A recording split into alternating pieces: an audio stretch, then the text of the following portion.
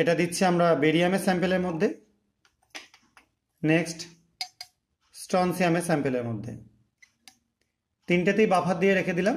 লাস্টেরটায় buffer দেওয়ার দরকার নেই, দিতেও পারো, যাই হোক। এবার বাফার দেওয়ার পর আমরা ফার্দার কি করব, এগুলোর মধ্যে যোগ করে দেবো কার্বনেট, যে কোনো কার্বনেট স্যাম্পেল। আমি এখানে পটাশিয়াম কার্বনেট নিয়েছি সলিউশন করে, দেখতে পাচ্ছ মিল্কি হোয়াইট একটা প্রেসিপিটেট তৈরি হলো বা কার্ডি হোয়াইট প্রেসিপিটেট তৈরি হলো। ঠিক সেরকমভাবেই আমরা তার পরেরটা বেরিয়ামের স্যাম্পেলে নিচ্ছি, এটাও দেখো সেম কার্ডি হোয়াইট। থার্ডেরটা নিচ্ছি অর্থাৎ স্ট্রনসিয়াম নাইট্রেটের মধ্যে নিচ্ছি, দেখো এখানেও দেখো কার্ডি হোয়াইট প্রেসিপিটেট তৈরি হলো। এই তিনটেতেই তৈরি হলো কার্ডি হোয়াইট প্রেসিপিটেট।